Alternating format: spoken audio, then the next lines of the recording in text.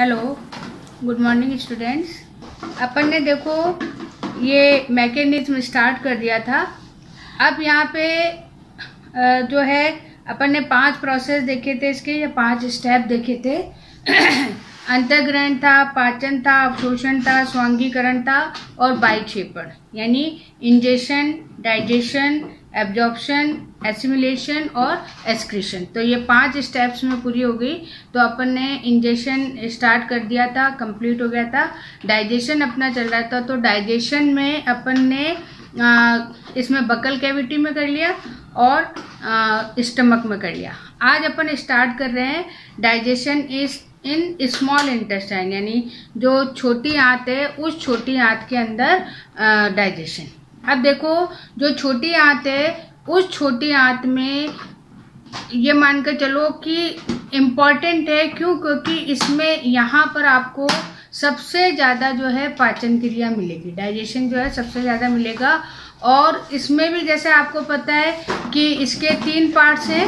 सबसे पहला जो पार्ट है जिसको अपन ग्रहणी या क्या बोलते हैं, डिओडिनम, और ये इसलिए इम्पॉर्टेंट है, अगर आपने डायग्राम पे ध्यान दिया हो तो आमाशय जैसे ही खत्म होता है वैसे ही यू ट्यूब मिलती है, मतलब यू शेप की एक ट्यूब मिलती है, और वो ट्यूब क्या कहलाती है, डिओडिनम। और वो इसलिए इम्पॉर्टेंट है क्योंकि उसमें इधर से तो जो लिवर या गॉल ब्लैडर उससे एक डक्ट आ रही है, बाइल डक्ट, और उससे तो आता है पित्त या बाइल, और दूसरा यहीं पर पेनक्रियाज ग्लैंड है, अग्नाशय ग्रंथि है, उससे आ रहे हैं अग्नाशय जूस या पेनक्रिएटिक जूस।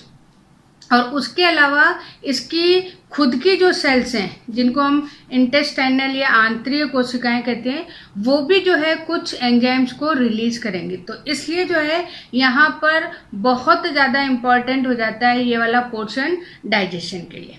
अब देखो सबसे पहले अपने को ध्यान रखना है कि जैसे मैंने स्टार्टिंग में आपको बताया था कि जब मुख गुहिका में खाने को हम चाहे किसी भी प्रोसेस से, चाहे मैकेनिकल हो, चाहे बायोलॉजिकल हो, चाहे केमिकल हो, तो हम उसको जिस टाइप में बदल देते हैं तो उसे अपन बोलते हैं बोलस। यानी कि ये क्वेश्चन आपसे पूछा जा सकता है कि बक्कल कैविटी से आमाशय में या स्टमक में जब फूड आता है तो वो किस रूप में होता है, किस फॉर्म में होता है, तो उसे हम बोलेंगे बोलस।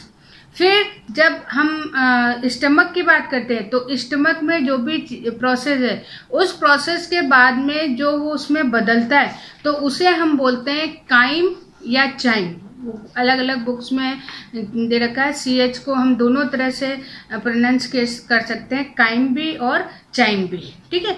तो इस तरीके से वो काइम में बदल जाता है। तो यही काइम, क्योंकि स्टार्टिंग अपन काइम से कर रहे हैं इसलिए मैंने आपको बता दूं, तो यही जो काइम है ये काइम एंटर करता है कहाँ, छोटी आंत, और छोटी आंत के भी कौन से पोर्शन में, डिओडिनम या ग्रहणी में।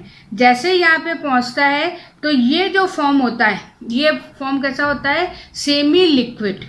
पहले अपन ने बोलस को क्या कहा था, सेमी सॉलिड, अब ये है सेमी लिक्विड, यानी बिल्कुल पेस्ट की तरह है वो यहाँ पर पहुंचता है। और जैसे ही पहुंचता है वैसे ही जो डिओडिनम में ब्रूनर ग्लैंड्स हैं, वो ब्रूनल ग्लैंड्स इस क्या होती हैं, थोड़ी क्षारीय होती है, क्योंकि जो आमाशय से खाना आ रहा है वो खाना कैसा है, वो है एसिडिक, क्योंकि HCl था। अब ये जो है बेस, यानी कि यहाँ पे जो अग्नाशय या जो पेनक्रिएटिक जूस हैं वो बेसिक मीडियम में काम करते हैं, इसलिए इसमें अपने को क्या करना है कि यहाँ पर जो है तो यहाँ पे बाइकार्बोनेट वाला एंजाइम रिलीज होगा, और ये जो है ये कैसा होता है, थोड़ा सा बेसिक। तो सबसे पहले जो ग्रहणी है उस ग्रहणी से या उसकी जो ब्रूनर ग्लैंड्स हैं उनसे एक लिक्विड रिलीज होता है। इस लिक्विड में कोई भी एंजाइम नहीं होता है, ये ध्यान रखना, ये केवल बेसिक नेचर का होता है, और ये इसलिए होता है ताकि ये एसिडिक मीडियम को न्यूट्रल कर सके। तो अब जैसे ही आता है उसके साथ साथ इसमें थोड़ा म्यूकस भी होता है। तो इस तरीके से जो है यहाँ पे एसिडिक को जो है न्यूट्रल किया जाता है। अब यहाँ देखो उसके बाद में जब इसकी काइम की या चाइम की जो नेचर है वो क्या हो जाता है, न्यूट्रल हो जाता है, या आप ये मान लो कि एसिडिटी कम हो जाती है, तब जाके जो है यहाँ पर रिलीज होता है क्या, बाइल जूस और पैनक्रियाटिक जूस। अब यहाँ पे देखो जो इंटेस्टाइन है या जो ग्रहणी है, उस ग्रहणी के अंदर खुद के अंदर इंटेस्टाइनल फ्लूइड होता है, आंतरीय रस होता है, और इस रस में जो है वाटर और इलेक्ट्रोलाइट्स यानी विद्युत अपघट्य होते हैं, और जो एंजाइम है वो यहाँ पर नहीं होंगे, ये ध्यान रखना। तो अगर कभी आ भी जाता है कि जो ब्रूनर ग्लैंड्स हैं उन ग्लैंड से कैसा लिक्विड या कैसा जूस रिलीज होता है, तो वो वैसा होता है जिसमें कि एंजाइम नहीं होते, लेकिन नेचर वाइज वो क्या होता है, बेसिक होता है, और उसमें वाटर और उसके साथ में बाइकार्बोनेट्स और जिनको इलेक्ट्रोलाइट्स विद्युत अपघट्य जो है इस रूप में यहाँ पर उपस्थित होते हैं। अब जो है यहाँ पर एक चीज आपको और ध्यान रखना है कि जो इंटेस्टाइन है उसमें एक स्पेशल टाइप की सेल्स भी होती हैं। इन सेल्स को हम बोलते हैं एंट्रोसाइट सेल्स, और ये जो है ये क्या करती है, ये पाचन क्रिया में को पूरा करने के लिए, यानी पूरा जितना भी प्रोसेस हो रहा है उस पूरे प्रोसेस में ये हेल्प करती हैं। फिर यहाँ पे देखो एक और इम्पोर्टेंट, जैसे मैंने आपको बताया था कि आमाशय में 3 से 4 घंटे खाना रुकता है, तो उसी तरीके से जो इंटेस्टाइन है उसमें 4 से 5 घंटे खाना रुकता है। क्यों रुकता है? क्योंकि यहाँ पर डाइजेशन भी सबसे ज़्यादा होता है, यानी पाचन क्रिया भी सबसे ज़्यादा होती है, और उसके बाद में अवशोषण भी जो है, एब्जॉर्प्शन भी जो है वो भी यहाँ पर सबसे ज़्यादा होता है। इसलिए ये मान के चलो कि यहाँ पे दोनों प्रोसेस हैं, इसलिए ये बहुत ज़्यादा इम्पॉर्टेंट है। और आपको पता ही कि लेंथ वाइज जो है ये बहुत लंबी होती है, इसलिए प्रोसेस है लगातार यहाँ पर होता रहता है।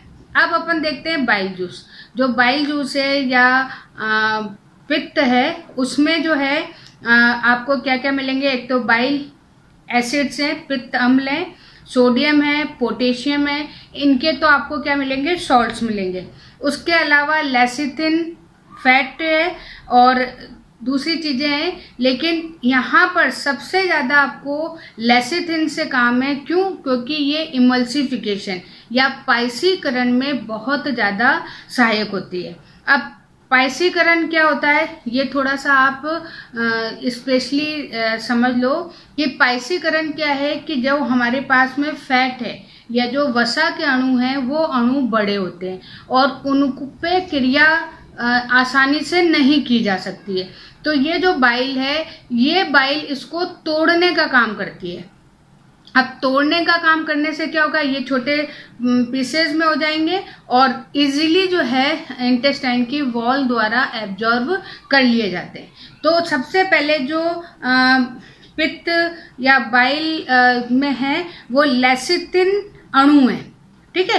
तो ये जो लेसिथिन अणु हैं ये कैसे होते हैं, ये पोलराइज्ड होते हैं, यानी इनका कुछ भाग तो कैसा होता है, पोलराइज्ड, और कुछ भाग होता है नॉन पोलराइज्ड। तो जो नॉन पोलराइज्ड है वो फैट है उसमें घुल जाता है और घुल के इसको ऐसा बना देता है ताकि ये जो वॉल है इंटेस्टाइन की उससे इजीली क्या हो जाए, एब्जॉर्ब हो जाए। अब ये क्यों होता है, क्योंकि इसमें जो है इसका आपने फिजिक्स में पढ़ा होगा सरफेस टेंशन या पृष्ठ तनाव है, वो पृष्ठ तनाव इन फैट्स बॉल्स का क्या हो जाता है, कम हो जाता है। जैसे कभी अपन ने देखा है कि पानी है, पानी में अगर हम सर्फ डालते हैं जब कपड़े धोते हैं और उसको थोड़ा सा आप हाथ से करो तो उसमें बुलबुले उठते हैं, और वो बुलबुले क्यों पानी के ऊपर आ रहे हैं, क्यों? क्योंकि उसका पृष्ठ तनाव क्या हो रहा है, कम हो रहा है, और वही बुलबुलों के कारण वो हमारे कपड़ों के अंदर से जो है गंदगी है या मैल है या डस्ट पार्टिकल्स हैं उनको बाहर निकाल लेते हैं। तो ये प्रोसेस आपने केमिस्ट्री और फिजिक्स दोनों में पढ़ी होगी कि सरफेस टेंशन के कारण जो है सोप है वो ये काम करता है। और यहाँ पर जैसे यहाँ पर एक तो होता है आपका सोप और एक होता है डिटर्जेंट। तो डिटर्जेंट और भी अच्छा माना जाता है, वो इसलिए माना जाता है क्योंकि वो हार्ड वाटर में भी काम कर लेता है, ये आपने केमिस्ट्री में पढ़ा होगा। तो यहाँ पर भी जो है ये लेसिथिन एक तरह से डिटर्जेंट की तरह काम करता है, और ये जो फैट मॉलिक्यूल्स हैं उन मॉलिक्यूल्स को छोटे छोटे पार्टिकल्स में करता है, फिर ऐसी जो है एब्जॉर्ब या डिजॉल्व ड्रॉपलेट्स में बदल देता है, जिससे कि इसको इजीली जो है एब्जॉर्ब किया जाता है। और जैसे ही ये एब्जॉर्ब होते हैं तो यहाँ से ये बाइल पार्टिकल्स तो अलग हो जाते हैं और फैट पार्टिकल्स अंदर एब्जॉर्ब कर लिए जाते हैं। तो ये अभी अपन जब एब्जॉर्प्शन प्रोसेस पढ़ेंगे तो वहां पर ध्यान रखेंगे। यहाँ पे अब आपको सबसे पहली जो अभिक्रिया है वो अभिक्रिया आपको क्या लिखनी है, फैट प्लस बाइल, जो अपने पास फैट है और जो बाइल रिलीज हो रहा है, ये दोनों जो है इमल्सिफिकेशन फैट यानी पाइसीकृत वसा में इसको बदल देता है, क्या, बाइल फैट को। ठीक है, फिर उसके बाद में अब अपन करते हैं दूसरा अग्नाशयी रस, या पैनक्रिएटिक जूस भी आ रहा है। तो पैनक्रिएटिक जूस में क्या क्या प्रेजेंट है, ट्रिप्सिन एंजाइम, ट्रिप्सिन है, काइमोट्रिप्सिन है, कार्बोक्सी पेप्टिडेज है और इलेक्टेस। तो ये कुछ एंजाइम्स हैं जो कहाँ हैं, पैनक्रिएटिक जूस में। ये जो हैं इनका जो सबसे पहली बात तो क्या है कि ये बेसिक मीडियम में काम करते हैं। अब यहाँ पे सबसे पहले जैसे ये रिलीज होते हैं वैसे जो है जो इंटेस्टाइन है उससे एक स्पेशल एंजाइम निकलता है जिसे बोलते हैं एंट्रोकाइनेज। ठीक है, ये जो एंट्रोकाइनेज है, ये एंट्रोकाइनेज सबसे पहले काम करता है कि जो अग्नाशयी जूस है या अग्नाशयी रस है या पैनक्रिएटिक जूस है उसमें ट्रिप्सिनोजन, जैसे वहां पेप्सिनोजन था वैसे यहाँ है ट्रिप्सिनोजन। तो ये ट्रिप्सिनोजन है, ये कैसा है, इनएक्टिव स्टेज में। तो सबसे पहले एंट्रोकाइनेज इसको ट्रिप्सिन में बदलेगा और ट्रिप्सिन क्या हो गया, एक्टिव हो गया। अब उसके बाद में जो यहाँ पे दूसरा है काइमोट्रिप्सिनोजन, ये भी एंट्रोकाइनेज से किसमें बदलता है, काइमोट्रिप्सिन में। फिर उसके बाद में जब ये ट्रिप्सिन बन जाता है तो ये ट्रिप्सिन जो तीसरा यहाँ पर है प्री कार्बोक्सी पेप्टिडेज, तो उसको ट्रिप्सिन किस में बदलता है, कार्बोक्सी पेप्टिडेज में। तो ये एक के बाद एक जो प्रोसेस है, और आप देखोगे कि इनको सबसे पहले, क्योंकि हमारे बॉडी में कोई भी केमिकल रिएक्शन होती है तो कोई भी एंजाइम है वो एक्टिव नहीं होता, अगर एक्टिव होगा तो हर समय प्रोसेस चलती रहेगी, तो इसलिए वो कैसे रहता है, इनएक्टिव में। और जब उसको प्रोसेस करनी है तो कोई भी दूसरा केमिकल है वो उसको एक्टिव करता है, तब जाके वो प्रोसेस को यहाँ पर करता है। तो यहाँ पे फिर प्रो इलेक्टेस जो चौथा यहाँ पे एंजाइम है वो प्रो इलेक्टेस भी किसमें, इनएक्टिव स्टेज में, जो ट्रिप्सिन की सहायता से इलेक्टेस यानी एक्टिव हो जाता है। तो इस तरीके से जो चारों एंजाइम्स हैं वो चारों एंजाइम्स में से दो तो एंट्रोकाइनेज करता है और दो कौन करता है, ट्रिप्सिन करता है। तो इस तरीके से चारों ही सक्रिय अवस्था में या एक्टिव स्टेज में आ जाते हैं। फिर उसके बाद में जो अपन ने आमाशय में देखा था प्रोटीन का पाचन हुआ था, और प्रोटीन का पाचन होने के बाद में प्रोटीन किस में बदल गया था, प्रोटियोज में बदला था, पेप्टोन में बदला था और पॉलीपेप्टाइड में। तो अब इन तीनों पर रिएक्शन करनी है, तो इन तीनों पर रिएक्शन कौन करेगा, ट्रिप्सिन और काइमोट्रिप्सिन। और यहाँ पर जो पीएच है वो न्यूट्रली मान के चलो, पीएच 7 है। और ये जो है इनको किसमें, स्मॉल पॉलीपेप्टाइड्स, ट्राईपेप्टाइड्स और डाईपेप्टाइड्स, ये सारी रिएक्शन मैंने लिखी हुई है, तो इनमें इनको बदल देता है। फिर उसके बाद में जो स्मॉल पॉलीपेप्टाइड्स हैं वो कार्बोक्सी पेप्टिडेज की प्रेजेंस में अमीनो एसिड और डाईपेप्टाइड्स में बदल जाते हैं। तो ये इस तरह से आपको रिएक्शन करनी है। सबसे पहले तो जो चारों एंजाइम रिलीज हो रहे हैं उन चारों एंजाइम्स को इनएक्टिव से एक्टिव में बदलना है, और जब वो एक्टिव में बदल जाते हैं तो फिर हम जो प्रोटीन आया था जिसके पार्ट्स पॉलीपेप्टाइड्स वगैरह उनको अपने को पाचित करना है, और पाचित करने के बाद में यहाँ पर जो है इस तरीके से एमिनो एसिड्स और डाईपेप्टाइड्स में प्रोटीन चेंज हो जाएंगे। इसके बाद में देखो जो अग्नाशयी या पैनक्रिएटिक एमाइलेज है, ये एमाइलेज, अब अगला यहाँ पे एंजाइम आ गया, ये एमाइलेज स्टार्च, ग्लाइकोजन और कार्बोहाइड्रेट इन सबको क्या करता है, हाइड्रोलाइज करता है, जल अपघटित करता है। और अपघटित करने के बाद में जैसे अपने बकल केविटी में स्टार्च माल्टोज में चेंज हुई थी, वैसे यहाँ पर भी, क्योंकि वो भी वहाँ क्या था, एमाइलेज था, चाहे आप उसको टाइलिन को, लेकिन मैंने आपसे कहा था कि एमाइलेज आएगा तो यहाँ पे हम उसको दूसरा नाम दे देते हैं, अल्फा एमाइलेज। तो यहाँ पर जो एमाइलेज है वो उसको माल्टोज में और ओलिगोसैकेराइड्स में चेंज कर देता है, स्टार्च, ग्लाइकोजन या कोई और कार्बोहाइड्रेट हो उसको। और इसके बाद में देखो यहाँ पे अगला एंजाइम है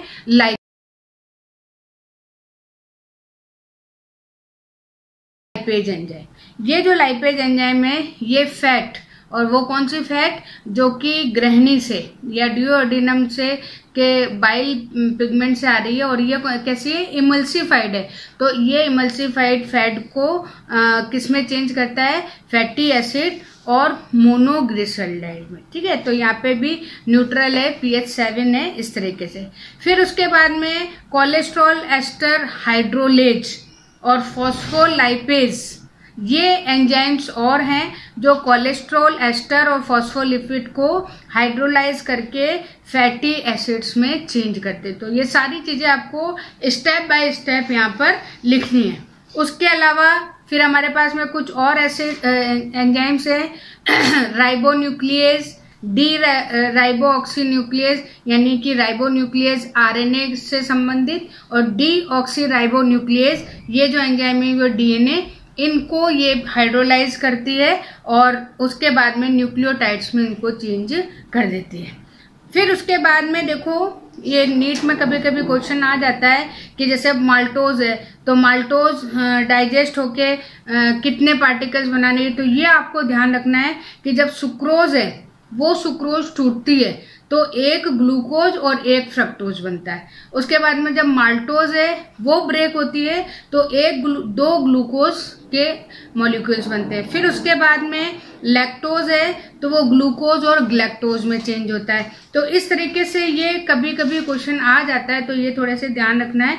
फिर उसके बाद में डेक्स्ट्रिन है तो वो ग्लूकोज में चेंज होती है, और पॉलीपेप्टाइड है वो डाईपेप्टाइड में चेंज होते हैं, और डाईपेप्टाइड है वो अमीनो एसिड्स में चेंज होते हैं। और अगर आप इनके एंजाइम देखो तो इनके नाम के अनुसार ही इनके एंजाइम यहाँ पर होते हैं। तो इस तरीके से जो है ये पूरा का पूरा डाइजेशन जो है वो यहाँ पर कंप्लीट हो जाता है। फिर उसके बाद में एब्जॉर्ब की प्रोसेस है और 3 प्रोसेस है, वो मैं आपको कल कराऊंगी। Okay, thank you.